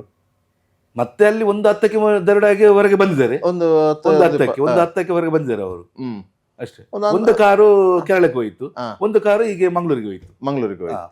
ಈಗ ಮಂಗಳೂರಿಗೆ ಇದು ಫಿಯಟ್ ಲೀನಾ ಕಾರು ಹೋಗಿದೆ ಅಲ್ಲ, ಮಂಗಳೂರಿಗೆ ಪಿಯಟ್, ಅದು ಸರಿಯಾಗಿ ನನಗೆ ಗೊತ್ತಿಲ್ಲ. ಹೆಚ್ಚಾಂಶ ಕೇರಳಕ್ಕೆ ಹೋದ್ದು ಪಿಯಟ್ ಕಾರು. ಹಾಗಾದ್ರೆ ಈ ಬಂಗಾರ ಒಂದು ಇಡೀ ಗೋಣಿ ಫಿಯಟ್ ಕಾರಲ್ಲೇ ಇತ್ತು. ಅದನ್ನೇ ಇಟ್ಕೊಂಡು ಅದರಲ್ಲಿ ಮತ್ತೊಂದು ಮಾಹಿತಿ ಪ್ರಕಾರ ಇಲ್ಲಿ ಕೆಸಿ ರೋಡಿಂದ ಹೋದ ನಂತರ ಕೇಸೋಡು ಒಂದು 500 ಮೀಟರ್ ಆಚೆ ಇಬ್ಬರು ಇಳಿದಿದ್ದಾರೆ ಅಂತ ಒಂದು ಮಾಹಿತಿ ಸಹ ಉಂಟು. ಕಾರಿಂದ ಇಬ್ಬರು ಇಳಿದಿದ್ದಾರೆ. ಹಾಗಾದ್ರೆ ಅದು 3 ಮಂದಿ ಆ ಕಾರಲ್ಲಿ ಇದ್ರು. ಅಲ್ಲಿ ಟೋಲ್ಗೆ ಪಾಸ್ ಆಗುವಾಗ ಅಲ್ಲಿ ಒಬ್ಬರೇ ಡ್ರೈವರ್ ಮಾತ್ರ ಇದ್ದದ್ದು. ಹಾಗಾದ್ರೆ ಅವರು ಅಲ್ಲಿ ಇಳಿದಿದ್ದಾರೆ, ಅದ್ರ ನಂತರ ಹೋಗಿ ಆ ಕಾರಿಗೆ ಹತ್ತಿರ್ಬೋದು ಅಂತ ಇರ್ಬೋದು. ಹಾಗೆ ಟೋಲ್ ಪಾಸ್ ಆದ ನಂತರ ಅದು ಪೊಲೀಸರಿಗೆ ಕನ್ಫ್ಯೂಸ್ ಮಾಡ್ಲಿಕ್ಕೆ ಅದೇ ಅಷ್ಟೇ. ಈಗ ಒಟ್ಟಾರೆಯಾಗಿ ಈ ಇಡೀ ಪ್ರಕರಣವನ್ನ ಪೊಲೀಸರು ಕೇವಲ 4 ದಿನದಲ್ಲಿ ಭೇದಿಸಿ 3 ದಿವಸದಲ್ಲಿ 3 ದಿವಸದಲ್ಲಿ ಹಿಡಿದಿದ್ದಾರೆ ಅವರು. ಅದು ಸಹ ದೂರದ ತಿರುವಳ್ಳಿಯಲ್ಲಿ. ಇಡೀ ಕಾರ್ಯಾಚರಣೆಯ ಬಗ್ಗೆ ನಿಮ್ಮ ವೈಯಕ್ತಿಕ ಅಭಿಪ್ರಾಯ ಏನು? ನೋಡಿ, ಈ ಘಟನೆ ಆದ ಕೂಡಲೇ ನಮ್ಮ ಮಾನ್ಯ ಶಾಸಕರಾದ ಸಭಾಧ್ಯಕ್ಷರು ಯು ಟಿ ಖಾದರ್ ಅವರು ಸ್ಪಾಟ್ಗೆ ಬಂದರು. ಕೂಡಲೇ ಬಂದಿದ್ದಾರೆ. ಒಂದು 30 ನಿಮಿಷ ಒಳಗೆ ಬಂದಿದ್ದಾರೆ. ನಮಗೆ ಫುಲ್ಲು ಭರವಸೆ ಕೊಟ್ಟಿದ್ದಾರೆ, ನಾನು ಇದನ್ನು ಬಿಡುವುದಿಲ್ಲ, ಕಮಿಷನ್ಗೆ ಫೋನ್ ಮಾಡ್ತೇನೆ, ಹೇಗಾದರೂ ಇಡಿಸ್ತೇನೆ ನಾನು ಅಂತ ಕಮಿಷನ್ಗೆ ಸಹ ಅಲ್ಲಿಂದ ಫೋನ್ ಮಾಡಿದರು ಅವರು. ACP ಅವರು ಬಂದರು, ಎಲ್ಲ ಡಿಪಾರ್ಟ್ಮೆಂಟ್ನವರು ಎಲ್ಲ ಬಂದರು. ಇದರಲ್ಲಿ ರಾತ್ರಿ ಹಗಲು ಡಿಪಾರ್ಟ್ಮೆಂಟಿನವರು ದುಡಿದಿದ್ದಾರೆ. ಕಮಿಷನ್ ಸಹ ಇದರಲ್ಲಿ ತುಂಬ ನಿಗಾ. ಈ ವಿಷಯದಲ್ಲಿ ಮಾನ್ಯ ಮುಖ್ಯಮಂತ್ರಿ ಸಹ ಅವರು ತುಂಬ ಡಿಪಾರ್ಟ್ಮೆಂಟ್ ಅವರಿಗೆ ಟಾರ್ಚರ್ ಕೊಟ್ಟಿದ್ದಾರೆ. ಅವರು ಕಂಪಲ್ಸರಿ ಇದನ್ನು ಹಿಡಿಯಲೇಬೇಕಂತೇಳಿ ಈಗ ಡಿಪಾರ್ಟ್ಮೆಂಟ್ ರಾತ್ರಿ ಹಗಲು ಇದರ ವಿಷಯದಲ್ಲೇ ಇದ್ದಾರೆ. ಇವಾಗ ಇದು ನಮಗೆ ತುಂಬ ಒಂದು ಸಂತೋಷದ ವಿಷಯ, ಸಿಕ್ಕಿದ ವಿಷಯ. ಈಗ ಹರಡಿರುವ ವದಂತಿಗಳ ಪ್ರಕಾರ ಈ ದರೋಡೆಗೆ ಸ್ಥಳೀಯರ ಸಹಕಾರ ಇದೆ ಅಂತ ಹೇಳಿ ನಿಮ್ಮ ಅಭಿಪ್ರಾಯ ಏನು? ನನಗೆ ಅದರ ವಿಷಯದಲ್ಲಿ ಅಷ್ಟೊಂದು ವಿಷಯ ಬರುವುದಿಲ್ಲ, ಸ್ಥಳ ಇದ್ದಾರೆ ಅಂತೇಳಿ. ಆದರೆ ನನ್ನ ಲೆಕ್ಕದಲ್ಲಿ ಇರಬಹುದು ಅಂತ ಒಂದು ನನಗೆ ಸಹ ಒಂದು ಅನಿಸ್ತದೆ. ಹಾಗೆ ಈಗ ಪೊಲೀಸ್ ಸ್ಥಳೀಯರು ಇರದಿದ್ರೆ ಇಷ್ಟು ದೊಡ್ಡ ಕೃತ್ಯ ಮಾಡಲಿಕ್ಕೆ ಸಾಧ್ಯ ಇಲ್ಲ. ಅಂದ್ರೆ ನಮಾಜ್ ಟೈಮಲ್ಲಿ ಶುಕ್ರವಾರ ದಿವಸ ಯಾರು ಇರುವುದಿಲ್ಲ. ಈ ದೂರದ ಊರಿನವರಿಗೆ ಅಷ್ಟೊಂದು ಮಾಹಿತಿ ಇಲ್ಲ. ಇಲ್ಲಿಂದ ಮಾಹಿತಿ ಕೊಟ್ಟ ನಂತರ ಮಾತ್ರ ಅವರು ಈ ಕೆಲಸವನ್ನು ಮಾಡಲೇಬೇಕು. ಹಾಗಾದ್ರೆ ಸ್ಥಳೀಯರು ಮುಂಬೈ ಬೇಸ್ಡ್ ಧಾರಾವಿ ಗ್ಯಾಂಗ್ ಅಂತ ಹೇಳ್ತೇವೆ. ಆ ಗ್ಯಾಂಗಿಗೆ ಸಂಪರ್ಕ ಇರಲಿಕ್ಕೆ ಸಾಧ್ಯ ಇದೆಯಾ? ಹೌದು. ಯಾರಿಗೆ? ಈ ಸ್ಥಳೀಯರಿಗೆ. ಹೌದು. ಅದು ಹೇಗೆ ಹೇಳುದು ನಮಗೆ, ಸ್ಥಳೀಯರಿಗೆ ಕಷ್ಟ. ಕಷ್ಟ ಅದು. ಯಾಕಂತ ಹೇಳಿದ್ರೆ ಅವರು ವೃತ್ತಿಪರ ದರೋಡೆಗಳು. ಹೌದು ಹೌದು. ಕೇವಲ ಇದು ಒಂದು ದಿಕ್ಕಿನಲ್ಲಿ ಮಾಡಿದ ದರೋಡೆ ಏನಲ್ಲ, ಬೇರೆ ಬೇರೆ ಕಡೆಗಳಲ್ಲಿ ದರೋಡೆ ಮಾಡಿದ್ದಾರೆ ಅವರು. ದರೋಡೆಗಳು ತುಂಬಾ ಎಕ್ಸ್ಪರ್ಟ್ಗಳು. ಈಗ ನಿಮ್ಮಲ್ಲಿ ದರೋಡೆ ಮಾಡಿದ ಸಂದರ್ಭದಲ್ಲಿ ಫಿಂಗರ್ ಪ್ರಿಂಟ್ಸ್ಗಳು ಎಲ್ಲಾದ್ರೂ ಸಿಕ್ಕಿದಂತ ಮಾಹಿತಿಗಳಿದೆಯಾ? ಅಲ್ಲ, ಫಿಂಗರ್ ಪ್ರಿಂಟ್ಸ್ ತೆಗೆದುಕೊಂಡು ಹೋಗಿದ್ದಾರೆ. ಡಿಪಾರ್ಟ್ಮೆಂಟ್ ಅವರು ಬಂದಿದ್ದಾರೆ, ಫಿಂಗರ್ ಪ್ರಿಂಟ್ಸ್ ತೆಗೆದುಕೊಂಡು ಹೋಗಿದ್ದಾರೆ. ಯಾಕಂತ ಹೇಳಿದ್ರೆ ವೃತ್ತಿಪರ ದರೋಡೆಕೋರರಾದ್ರಿಂದ ಅವರ ಫಿಂಗರ್ ಪ್ರಿಂಟ್ಗಳು ಎಲ್ಲರೂ ಒಂದು ಕಡೆ ಇದ್ದಿರ್ತದೆ. ಅದು ಅವ್ರು ಸಿಕ್ಕಿ ಬಿದ್ದಿದ್ದಾರೆ, ಪೊಲೀಸರ ಕೈಗೆ ಸಿಕ್ಕಿ ಬಿದ್ದಿದ್ದರೆ ಅದರ ದಾಖಲೆಗಳಿರ್ತದೆ, ಅದರ ಆಧಾರದಲ್ಲಿ ತಗೊಳ್ಬೋದು. ಆದರೆ ಇದರಲ್ಲಿ ಈ ಪ್ರಕರಣದಲ್ಲಿ ಕೇವಲ ಕಾರಿನ ಆಧಾರದಲ್ಲಿ ಪೊಲೀಸರು ಟ್ರೇಸ್ ಔಟ್ ಮಾಡಿ. ಮತ್ತೆ ಏನಂದ್ರೆ ಅವರು ಬರುವಾಗ ಈ ಬ್ಯಾಂಕಿಗೆ ಬರುವಾಗ ಒಂದು ಗೋಣಿ ಚೀಲವನ್ನು ಹಿಡ್ಕೊಂಡು ಬಂದಿದ್ದಾರೆ. ಪ್ಲಾಸ್ಟಿಕ್ ಚೀಲ. ಅದು ಆ ಪ್ಲಾಸ್ಟಿಕ್ ಚೀಲ ಒಂದು ಸ್ಟಿಕ್ಕರ್ ಇತ್ತು, ಅದು ಧಾರಾವಿ ಅಂತ ಅದರಲ್ಲಿ ಅಡ್ರೆಸ್ ಇತ್ತು ಆ ಚೀಲದಲ್ಲಿ. ಆಗಸ್ಟ್ 23 2024 ಅಂತ ಡೇಟ್ ಸಹ ಇತ್ತು. ಅದವರಿಗೆ ಒಂದು ನನ್ನ ಲೆಕ್ಕದಲ್ಲಿ ಅದೊಂದು ಮೈನ್ ವಿಷಯ. ಅದು ಆ ಗೋಣಿಚೀಲದಲ್ಲಿ ಮಾರ್ಕ್ ಇದ್ದದ್ದು. ಅದು CCTVಯಲ್ಲಿ ಅಲ್ಲ, CCTV ಅಲ್ಲ, ಗೋಣಿಚೀಲ ಕೆಳಗೆ ಇತ್ತು. ಅದನ್ನು ಡಿಪಾರ್ಟ್ಮೆಂಟ್ ಕೊಂಡು ಹೋಗಿದ್ದಾರೆ. ಅದನ್ನು ಒಂದು ಗೋಣಿಚೀಲ ಬಿಟ್ಟು ಖಾಲಿ ಎಂಟಿಯನ್ನು ಬಿಟ್ಟು ಹೋಗಿದ್ದಾರೆ. ಅದು ಅದರಲ್ಲಿ ಧಾರಾವಿ ಅಂತ ಇತ್ತು. ಅದರಲ್ಲಿ ಧಾರಾವಿ ಅಂತ ಅಡ್ರೆಸ್ ಇತ್ತು ಅದರಲ್ಲಿ, ಬಾಂಬೆ. ಅದರಿಂದ ಪೊಲೀಸರಿಗೆ ಅಂದಾಜಿ ಪ್ರಕಾರ ಒಂದು ಕ್ಲೂ ಇರ್ಬೋದು ಅಂತ. ಹಾಗೆ ಅಂತೂ ಇಡೀ ಪ್ರಕರಣವನ್ನ ಒಂದು 3 ದಿವಸದಲ್ಲಿ ಪೊಲೀಸರು ಹಿಡಿದಿದ್ದಾರೆ. ಪೊಲೀಸ್ ವ್ಯವಸ್ಥೆ ಮನಸ್ಸು ಮಾಡಿದರೆ ಏನ್ ಬೇಕಾದ್ರೂ ಮಾಡಬಹುದು ಅಲ್ವಾ? ಹೌದು. ಈಗ ಇರುವಂತ ಕೆಲವು ವದಂತಿಗಳ ಪ್ರಕಾರ ಗ್ರಾಹಕರಿಗೆ ನಿಮ್ಮ ಒಂದು ಆಶ್ವಾಸನೆ ಏನು ಹೇಳಿ? ನೋಡಿ, ಗ್ರಾಹಕರಿಗೆ ನಾವು ಏನೂ ತೊಂದರೆ ಮಾಡುವುದಿಲ್ಲ. ಅವರು ಇಟ್ಟ ಚಿನ್ನ ಒಂದು 30 ಗ್ರಾಮ್ ಅವರು ಇಟ್ಟರೆ ಅವರಿಗೆ 30 ಗ್ರಾಮ್ ಚಿನ್ನ ವಾಪಸ್ ನಾವು ಕೊಡ್ತೇವೆ. 60 ಗ್ರಾಮ್ ಚಿನ್ನ ಇದ್ದರೆ 60 ಗ್ರಾಮ್ ಚಿನ್ನ ಅವರಿಗೆ ವಾಪಸ್ ಕೊಡ್ತೇವೆ. ಈಗ ನಮಗೆ ಒಂದು 2 ಗೋಣಿ ಚಿನ್ನ ಸಿಕ್ಕಿದೆ. ಅದು ನನಗೆ ಅದನ್ನು ಟ್ಯಾಲಿ ಮಾಡಿ ನೋಡಬೇಕಾದ್ರೆ ಕಡಿಮೆ ಆದರೂ 1 ತಿಂಗಳಾದರೂ ಬೇಕು ನಮಗೆ. ನಂತರ ಅವರ ಚಿನ್ನವನ್ನು ಅವರಿಗೆ ತಿರುಗಿಸಿ ಗ್ರಾಹಕರಿಗೆ ಕೊಡ್ತೇವೆ. ಗ್ರಾಹಕರು ಏನು ಹೆದರೋದು ಬೇಡ. ಇದರಲ್ಲಿ 100ಕ್ಕೆ 100% ನಾವು ಗ್ರಾಹಕರಿಗೆ ಚಿನ್ನವನ್ನು ವಾಪಸ್ ಕೊಡ್ತೇವೆ. ಆದರೆ ನೀವು ಚಿನ್ನದ 80% ಹಣವನ್ನು ಕೆಲವರಿಗೆ 90%, ಕೆಲವರಿಗೆ 90%, ಕೆಲವರಿಗೆ ಅದಕ್ಕಿಂತ ಕಡಿಮೆ, ಯಾಕಂದ್ರೆ ಅವರ ಅವಶ್ಯಕತೆ. ಅಂದ್ರೆ ನೀವು ಇನ್ನು ರೀಪೇಮೆಂಟ್ ಮಾಡುದಂತ ಕೆಲವರಿಗೆ ನಾವು ಕೆಲವರಿಗೆ ನಾವು 100% ಸಹ ಕೊಟ್ಟಿದ್ದೇವೆ. ಹಾ ಹಾ, ಒಂದು ವಿಶ್ವಾಸದ ಮೇಲೆ ವಿಶ್ವಾಸ ಚಿನ್ನ ಕೊಟ್ಟಿದ್ದೇವೆ ನಾವು. ಅದು ಒಂದು ಒಂದು 2 ತಿಂಗಳು ಬಿಡಿಸ್ತೇನೆ, ಒಂದು 3 ತಿಂಗಳು ಬಿಡಿಸ್ತೇನೆ, ನಮಗೆ ಒಂದು 95% ಕೊಡಿ, ಹಾಗೆ ಕೊಟ್ಟಿದ್ದೇವೆ ನಾವು. ಸಾಮಾನ್ಯವಾಗಿ ಸೊಸೈಟಿಗಳಲ್ಲಿ ಚಿನ್ನವನ್ನು ಬಿಡಿಸುವ ಸಮಯಾವಕಾಶ ಎಷ್ಟು? ನೋಡಿ, 2 ಟೈಪ್ ಉಂಟು ನಮ್ಮಲ್ಲಿ. ಒಂದು 6 ತಿಂಗಳ ಸ್ಕೀಮ್ ಉಂಟು, ಮತ್ತೆ ಒಂದು ವರ್ಷದ ಸ್ಕೀಮ್ ಉಂಟು. ನಮ್ದು 6 ತಿಂಗಳ ಸ್ಕೀಮ್ ಆದ್ರೆ 6 ತಿಂಗಳ ಒಳಗೆ ಬಿಡಿಸ್ಬೇಕು. ಮತ್ತೊಂದು 3 ತಿಂಗಳ ಸ್ಕೀಮ್ ಉಂಟು, 1 ವರ್ಷದ ಸ್ಕೀಮ್ ಉಂಟು, ಅದರೊಳಗೆ ಬಿಡಿಸ್ಬೇಕು ಅವರು. ಬಿಡಿಸ್ಬೇಕು. ಈಗ ಒಂದು 3 ತಿಂಗಳಿಗೆ ಸ್ಕೀಮಲ್ಲಿ ಒಬ್ರು ಚಿನ್ನ ಇಟ್ಟರು ಅಂತ ಇಟ್ಕೊಳ್ಳಿ. ಆಗ ಅವರು 3 ತಿಂಗಳಲ್ಲಿ ಬಿಡಿಸ್ಲಿಕ್ಕೆ ನೋಡಿ, ಆ ಟೈಮಲ್ಲಿ ನಾವು ಅವ್ರಿಗೆ ನೋಟಿಸ್ ಕೊಡ್ತೇವೆ, ಅವರು ತಿರುಗಿಸಿ ಇಡ್ಬೋದು, ಅದನ್ನು ಬಿಡಿಸಿ ಮತ್ತೆ ಇಡ್ಬೋದು, ಬಡ್ಡಿ ಕಟ್ಟಿ. ಆಗ ರಿನ್ಯೂವಲ್ ಮಾಡ್ಬೋದು. ಅದೇ ರೀತಿ 6 ತಿಂಗಳಲ್ಲೂ ರಿನ್ಯೂವಲ್ ಮಾಡ್ಬೋದು, ವರ್ಷ ಸಹ ರಿನ್ಯೂವಲ್ ಮಾಡ್ಬೋದು. ಒಂದು ವೇಳೆ 1 ವರ್ಷದಲ್ಲಿ ಅವರು ರಿನ್ಯೂವಲ್ ಮಾಡಲಿಲ್ಲ ಅಂತ ಇಟ್ಕೊಳ್ಳಿ, ಆಗ ಆ ಸಂದರ್ಭದಲ್ಲಿ ನೀವು ಕಾನೂನು ಪ್ರಕಾರ 1 ವರ್ಷದಲ್ಲಿ ಅವರು ಬಿಡಿಸ್ಲಿಕ್ಕೆ ಆಗಲಿಲ್ಲ, ಮತ್ತು 1 ವರ್ಷ ಟೈಮ್ ಕೊಡ್ತೇವೆ, ನೋಟಿಸ್ ಕೊಟ್ಟು ಅವರಿಗೆ. 1 ವರ್ಷ ಚಿನ್ನ ಬ್ಯಾಂಕಲ್ಲಿ, 2 ವರ್ಷ ತನಕ ಬ್ಯಾಂಕಲ್ಲಿ, ನಮ್ಮ ಬ್ಯಾಂಕಲ್ಲೇ ಇರ್ತದೆ. ಮತ್ತೆ ನಾವು ಏನು ಮಾಡಿದ್ರೆ ಅವ್ರಿಗೆ ನೋಟಿಸ್ ಕೊಟ್ಟು ಅವ್ರು ಬಿಡಿಸದಿದ್ದರೆ ನಾವು ಆಕ್ಷನ್ ಅಂತ ಪೇಪರಲ್ಲಿ ಹಾಕಿಸ್ತೇವೆ, ಅದಕ್ಕೆ ಡೇಟ್ ಎಲ್ಲ ಕೊಡ್ತೇವೆ. ಆ ಡೇಟ್ ಟೈಮಲ್ಲಿ ನಾವು ಆಕ್ಷನ್ ಮಾಡ್ತಿದ್ದೆವು ಚಿನ್ನವನ್ನು. ನಿಮ್ಮ ಹಣವನ್ನು ನೀವು ಅದರಲ್ಲಿ ಮುಟ್ಕೊಳ್ತೇವೆ. ಅದರಲ್ಲಿ ಹೆಚ್ಚುವರಿ ಬಂದರೆ ರಿಟರ್ನ್ ಅವರಿಗೆ ನಾವು ಕೊಡ್ತೇವೆ, ಪಾರ್ಟಿಗೆ, ಅವರ SBI ಅಕೌಂಟ್ಗೆ ಹಾಕಿಬಿಡ್ತೇವೆ ನಾವು. ಈಗ ಸಾಮಾನ್ಯವಾಗಿ ಬ್ಯಾಂಕ್ಗಳಲ್ಲಿ ನೀವು ಚಿನ್ನ ಪರೀಕ್ಷಕರು ಇರ್ತಾರೆ. ಕೆಲವೊಂದು ಸೊಸೈಟಿಗಳಲ್ಲಿ ನಕಲಿ ಚಿನ್ನ ಇಟ್ಟಂತಹ ಘಟನೆಗಳು ನಡೆದಿದೆ, ಎಷ್ಟೋ ಜಾಗದಲ್ಲಿ ನಡೆದಿದೆ.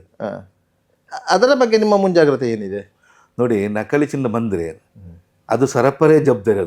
ಅದರಲ್ಲಿ ಎಷ್ಟೇ ಲೋಸ್ ಆದರೂ ಅವರೇ ಅದನ್ನು ತುಂಬಿಸ್ಕೊಡ್ಬೇಕು, ನಮ್ಮ ರೂಲ್ಸ್ ಪ್ರಕಾರ. ಹಾಗೆ ಹಂಗಾರೆ ಸರಫರಿಗೂ ನಿಮಗೂ ಒಂದು ಅಗ್ರಿಮೆಂಟ್ ಇದೆಯಾ? ಅದೇ ನಮ್ದು, ಅದು ಅವರ ಹತ್ರ ಫಸ್ಟ್ಗೆ ಹೇಳ್ತದೆ, ಸರಫರ ಅವರು ಆ ಡ್ಯೂಟಿಗೆ ಜಾಯ್ನ್ ಆಗುವೇ ಅದು ಆ ಸಿಸ್ಟಮೆಟಿಕ್ ಉಂಟು. ಏನಾದರೂ ನಕಲಿ ಚಿನ್ನ ಬಂದರೆ ಅದರಲ್ಲಿ ಬ್ಯಾಂಕಿಗೆ ಲೋಸ್ ಆದರೆ ನೀವೇ ಜವಾಬ್ದಾರರಂತ ಅವ್ರು ತುಂಬಿಸ್ಕೊಡ್ಬೇಕು ಅದನ್ನು ಅವರು. ಅದರಿಂದ ಅದರ ಜವಾಬ್ದಾರಿಯನ್ನು ಸರಫರು ಹೊರತು ಬ್ಯಾಂಕ್ ಅಲ್ಲ. ಈಗ ಬ್ಯಾಂಕಿಗೆ ನೀವು ಟೋಟಲಿ ನಿಮ್ಮ ಸೊಸೈಟಿಗೆ ಇನ್ಶೂರೆನ್ಸ್ ಮಾಡಿದ್ದೀರಾ, ಅಲ್ಲ ಒಂದು ಶಾಖೆಗೆ ಇನ್ಶೂರೆನ್ಸ್ ಮಾಡಿದ್ದೀರಾ? ಪ್ರತಿ ಶಾಖೆಗೆ ಬೇರೆ ಬೇರೆ ಇನ್ಶೂರೆನ್ಸ್ ಹಾಗೆ ಮಾಡಿದ್ದೇವೆ ನಾವು. ನಿಮ್ಮ ಮುಖ್ಯ ಕಚೇರಿಗೆ ಒಂದು, ಬೇರೆ ಬ್ರಾಂಚ್ಗೆ ಬೇರೆ ಕಚೇರಿ. ಎಷ್ಟು ಬ್ರಾಂಚ್ಗಳಿವೆ? ನಮ್ಮ 7 ಬ್ರಾಂಚ್ ಇದೆ. 7 ಬ್ರಾಂಚ್ ಇದೆ. ಹಾಗಾದ್ರೆ KC ರೋಡ್ ಬ್ರಾಂಚಿಗೆ ಎಷ್ಟು ಕೋಟಿದು ಇನ್ಶೂರೆನ್ಸ್ ಇತ್ತು? 19 ಕೋಟಿ ಇನ್ಶೂರೆನ್ಸ್ ಇದೆ. ಹಾಗಾದ್ರೆ ನಿಮ್ಮ ಮುಖ್ಯ ಕಚೇರಿಗೆ ಎಷ್ಟಿದೆ? ಯಾವುದು? ಕೋಟೆಗಾರನ ಮುಖ್ಯ ಕಚೇರಿ ಇದೆಯಲ್ಲ, ಮುಖ್ಯ ಕಚೇರಿ ಸಹ ಅಷ್ಟೇ ಸಹ ಇದೆ, 19 ಕೋಟಿ. ಅಂದ್ರೆ ಚಿನ್ನ ಜಾಸ್ತಿ ಅಲ್ಲಿ ಬರ್ತದೆ. ಅಲ್ಲಿ ಮತ್ತು ದೇರ್ಲಟೆ ಬ್ರಾಂಚ್ ಅಲ್ಲಿ ನಮಗೆ ಚಿನ್ನ ಜಾಸ್ತಿ ಬರುವುದು. ಸಾಮಾನ್ಯವಾಗಿ ಮುಸ್ಲಿಂ HFC ಅಷ್ಟೊಂದು ಕಡಿಮೆ ಚಿನ್ನ ಬರುವುದು. HFC ಅಲ್ಲಿ ನಾವು ಕೃಷಿ ಲೋನ್ ಎಲ್ಲ ಕೊಡ್ತೇವೆ ಅಷ್ಟೇ. ನಿಮ್ಮಲ್ಲಿ ಸಾಧಾರಣ ಸೊಸೈಟಿಯಲ್ಲಿ ಈ ಪಾಲು ಬಂಡವಾಳ ಅಂತ ನಾವು ಏನು ಹೇಳ್ತೇವೆ, ಹೌದೌದು, ಎಷ್ಟಿದೆ? ನಮ್ದು ಸಾಧಾರಣ ಈಗ 800 ಕೋಟಿ ಅಷ್ಟು ಟ್ರಾನ್ಸಾಕ್ಷನ್ ಇದೆ. 800 ಕೋಟಿ 1 ಇಯರ್ 800 ಕೋಟಿ ಟ್ರಾನ್ಸಾಕ್ಷನ್ ನಡೀತಿದೆ.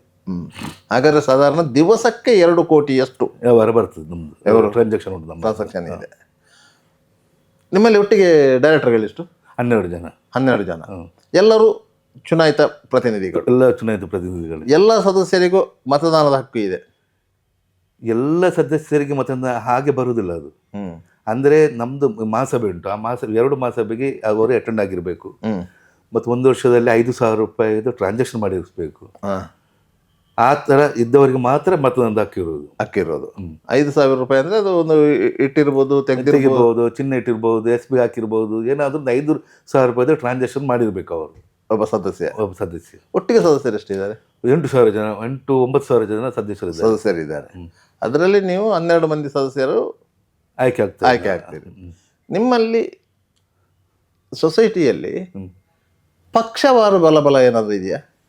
ಮೊದಲು ಇತ್ತು ಪಕ್ಷವಾರು, ಈಗಿಲ್ಲ. ಈಗ ನಮ್ದೊಂದು ಗ್ರೂಪ್, ನಾವು ಪಕ್ಷ ಅಂತ ಮಾಡುವುದಿಲ್ಲ. ಮೊದಲಿತ್ತು, ಒಂದು 15 ವರ್ಷ ಮುಂಚೆ, ಒಂದು 10 ವರ್ಷ ಮುಂಚೆ ಪಕ್ಷ ಅಂತ ಇತ್ತು. ಈಗ ನಮ್ದೊಂದು ಗ್ರೂಪ್, ಆ ಗ್ರೂಪ್ ಅಲ್ಲಿ ನಾವು ಎಲೆಕ್ಷನ್ ನಿಲ್ಲುವುದು ಅಷ್ಟೇ. ಇದರಲ್ಲಿ ಸಹಕಾರ ಭಾರತಿ, ಒಂದು ಗ್ರೂಪ್ ನಾವು ಅಷ್ಟೇ. ಇಷ್ಟು ನೀವು ಎಷ್ಟನೇ ಟರ್ಮಿಗೆ ಅಧ್ಯಕ್ಷರು? ನಾನು 2ನೇ ಟರ್ಮಿಗೆ ಅಧ್ಯಕ್ಷ. ನಿಮ್ಮ ಗ್ರೂಪು ಇದಕ್ಕಿಂತ 2 ಟರ್ಮಿಗಿಂತ ಮೊದಲು ಯಾರು ಅಧ್ಯಕ್ಷರಾಗಿದ್ದರು? ಅದು 2 ಟರ್ಮ್, ನನ್ನ ಟರ್ಮ್ 2 ಟರ್ಮ್ ಬಸೀರ್ ಅಂತ ಹೇಳಿ, MH ಬಸೀರ್ ಅವರು ಅಧ್ಯಕ್ಷರಾಗಿದ್ದರು. ಅಧ್ಯಕ್ಷರಾಗಿದ್ರು. ಅದರ ಅದರ ನಂತರ ಮುಂಚೆ ಕೃಷ್ಣಪ್ಪ ನಾಯಕ್, ಕೃಷ್ಣಪ್ಪ ಸಾಲಿಯಾನ್, ಗಂಗಾಧರ ಉಳ್ಳಾಲ್ ಅವರೆಲ್ಲ ಅಧ್ಯಕ್ಷರಾಗಿದ್ದರು. ಅಧ್ಯಕ್ಷರಾಗಿದ್ರು. ಈ ಸೊಸೈಟಿಗೆ ಎಷ್ಟು ವರ್ಷದ ಇತಿಹಾಸ ಇದೆ? 1950ರಲ್ಲಿ ಸ್ಟಾರ್ಟ್ ಆಗಿದೆ ಈ ಕೋಟೆಗಾರ ಸೊಸೈಟಿ. ಚೋಟಗಾರ್ ಸೊಸೈಟಿ. ಆಗ ಇದು ಅತ್ಯಂತ ಗ್ರಾಮೀಣ ಪ್ರದೇಶ. ಹೌದು, 1950ರಲ್ಲಿ ಶುರು ಆಗಿದೆ. ಇದರ ಸ್ಥಾಪಕರು ಇದರ ಸಹ ಸುಬ್ಬಣ್ಣಯ್ಯ ಅಂತ, ಇಲ್ಲಿಯವರು ಕೋಟೆಗಾರನವರು. ಕೋಟೆಗಾರನ. ಅದೇ ಮೊನ್ನೆ ನಾವು ದೊಡ್ಡೊಂದು ಬಿಲ್ಡಿಂಗ್ ಕಟ್ಟಿದ್ವಿ ಇಲ್ಲಿ ಹತ್ತಿರದಲ್ಲಿ, ಅದರ ಒಂದು 12 ಕೋಟಿ ಅದು. ಅದು ಫೌಂಡರ್ ಅವರೇ ಸುಬ್ಬಣ್ಣಯ್ಯ, ಅವರ ಹೆಸರನ್ನೇ ನಾವು ಅದಕ್ಕೆ ಇಟ್ಟಿದ್ದೇವೆ ನಾವು. ಸುಬ್ಬಣ್ಣಯ್ಯನವರು ಸ್ಥಾಪನೆ ಮಾಡಿದಂಥ ಸೊಸೈಟಿ. ಒಟ್ಟಾರೆಯಾಗಿ ಕೋಟೆಕಾರಿ ಸೇವಾ ಸಹಕಾರಿ ಸಂಘ ಲಾಭದಲ್ಲಿ ನಡೀತಿದೆ. ಯಾವುದು ನಮ್ದು ಸಂಘ? ಸಂಘ ಈಗ 2023-24ರಲ್ಲಿ 1.5 ಕೋಟಿ ನಮಗೆ ಲಾಭ ಬಂದಿದೆ. ಸದಸ್ಯರಿಗೆ ಡಿವಿಡೆಂಟ್ ಎಷ್ಟು ಹೋಗಿದೆ? ನಾವು ಪ್ರತಿ ವರ್ಷ 20% ಡಿವಿಡೆಂಟ್ ಕೊಡ್ತೇವೆ. 20%? ಯಾವ ಸೊಸೈಟಿ ಸಹ ಅಷ್ಟು ಕೊಡೋದಿಲ್ಲ, ಬಾರಿ ಕಡಿಮೆ 20% ಡಿವಿಡೆಂಟ್ ಕೊಡೋದು. ನಿಮ್ಮದೇ ಸೊಸೈಟಿಯಲ್ಲಿ ಒಟ್ಟು 3 ಘಟನೆಗಳಾಯಿತು. ಒಂದು ಸುರಿಗೆ ಒಂದು ದರೋಡೆ ಆಯಿತು, ಚಿನ್ನಾಭರಣ ದೋಚಲಿಕ್ಕೆ ಆಗಲಿಲ್ಲ. ಹೌದು. 2ನೇ ಘಟನೆಯಲ್ಲಿ 3 ಮಂದಿ ಕಾವಲುಗಾರರು ವಿಷಗಾಳಿ ಸೇವಿಸಿ ಮೃತಪಟ್ಟರು. ಈಗ 3ನೇ ದರೋಡೆ ಆಯಿತು. ಹೌದು, ಅದು ಸಹ 3 ದಿವಸದಲ್ಲಿ ಸಿಕ್ಕಿಬಿದ್ರು. ಈ ಘಟನೆಗಳ ಹಿಂದೆ ಏನಾದರೂ ಸಂಶಯಗಳಿವ? ನಮಗೆ ಅಷ್ಟೊಂದು ಸಂಶಯ ಬರುವುದಿಲ್ಲ. ಸಂಶಯ ನಮ್ದು ಮೈನ್ ಈ ದರೋಡೆ ಆಗಲಿಕ್ಕೆ ಮೂಲ ಕಾರಣ ಈ ಕೇಸ್ ರೋಡ್ ಸಾಕಿಯಲ್ಲಿ ಮಾತ್ರ ಈ ಘಟನೆ ನಡೆದು ದರೋಡೆ 2 ಸಲ. ಅಂದ್ರೆ ಶುಕ್ರವಾರ ದಿವಸ ಅಲ್ಲಿ ಯಾರು ಇರುವುದಿಲ್ಲ. ಹೌದು, ಅದನ್ನೇ ನೋಡಿಕೊಂಡು ಈ ದರೋಡೆಕೋರರು ಬಂದಷ್ಟು. ಕೆಸಿ ರೋಡ್ ಅಂದ್ರೆ ಮುಸ್ಲಿಂ ಬಾಹುಳ್ಯ, ಅಲ್ಲಿ ಹತ್ತಿರ ಮಸೀದಿ ಉಂಟು, ಎಲ್ಲರೂ ಮಸೀದಿ ಹೋಗಿರುತ್ತಾರೆ. ಅದೇ ಟೈಮನ್ನು ನೋಡಿ ಬಂದದಷ್ಟೇ, ಬೇರೆ ಚಾನ್ಸಸ್ಸೇ ಇಲ್ಲ. ಕೇಸ್ ರೋಡ್ಲಿ ಬೇರೆ ಹೊತ್ತಲ್ಲಿ ಯಾರಿಗೂ ದರೋಡೆ ಮಾಡಲಿಕ್ಕೆ ಚಾನ್ಸ್ ಇಲ್ಲ. ಒಂದು ಸೈಕಲ್ ಹೋಗ್ಲಿಕ್ಕೆ ಸಹ ಕಷ್ಟ ಆಗ್ತದೆ ಅಲ್ಲಿ. ಹೌದು, ಅದು ರಾತ್ರಿ 10 ಗಂಟೆ ತನಕ ಅದೇ ತರ 12 ಗಂಟೆವರೆಗೂ ಅಲ್ಲಿ ಜನಸಂದಣಿ ಇರ್ತದೆ. ಮತ್ತು ಕೇರಳಕ್ಕೆ ಹತ್ತಿರ ಅದು. ಹೌದು, ಒಂದು 2 ಕಿಲೋಮೀಟರ್ ಇರುವುದಷ್ಟೇ. ಅದರಿಂದಾಗಿ ಕೆಸಿ ರೋಡ್ ಒಂದು ಸೂಕ್ಷ್ಮ ಪ್ರದೇಶ ಅಂತ ಹೇಳ್ತೇವೆ ನಾವು. ಒಟ್ಟಾರೆಯಾಗಿ ಈ ಪ್ರಕರಣ ಸುಖಾಂತ್ಯಗೊಂಡಿದೆ. ಹೌದು. ನಿಮ್ಮ ವೈಯಕ್ತಿಕ ಅಭಿಪ್ರಾಯ ಏನು? ನೋಡಿ, ಇನ್ನೂ ನಮಗೆ ಇದರಲ್ಲಿ ಸಿಕ್ಕಿಬಿದ್ದವರು 3 ಜನ ಮಾತ್ರ. ಇನ್ನು ಡಿಪಾರ್ಟ್ಮೆಂಟ್ ಪ್ರಕಾರ ಇನ್ನೂ 6 ಜನ ಇದ್ದಾರೆ. ನಾವು ಅವರನ್ನು ಕೂಡಲೇ ಹಿಡಿಯಬೇಕು. ಇಲ್ಲ ಹಿಡಿಯದಿದ್ದರೆ ಈ ಚಿನ್ನ ಡಿವೈಡ್ ಹೋದರೆ ಎಲ್ಲೆಲ್ಲಿಗೆ ಹೋದರೆ ಮತ್ತೆ ನಮಗೆ ಸಿಗುವುದು ಸ್ವಲ್ಪ ಕಡಿಮೆ. ಅದು ಕಡಿಮೆ ಸಿಕ್ಕಿದರೆ ನಮಗೆ ತುಂಬ ಸಮಸ್ಯೆ ಆಗ್ತದೆ. ಇನ್ಸೂರೆನ್ಸ್ ಅವರಿಗೆ ತುಂಬ ಕಷ್ಟ ಆಗ್ತದೆ, ನಮಗೆ ಇನ್ಸೂರೆನ್ಸ್ ಸಹ ಕಡಿಮೆ ಸಿಗ್ತದೆ. ಆದಷ್ಟು ಬೇಗ ಡಿಪಾರ್ಟ್ಮೆಂಟ್ ಅವರು ನಮಗೆ ಇದನ್ನು ಸರಿ ಮಾಡಿಕೊಡ್ಬೇಕು. ಇದನ್ನು ಒಂದು ಸೂಕ್ಷ್ಮ ರೀತಿಯಲ್ಲಿ ತನಿಖೆ ಮಾಡಿ ನಮಗೆ ನ್ಯಾಯ ಒದಗಿಸಿಕೊಡಬೇಕು. ನಿರಂತರ ಸುದ್ದಿ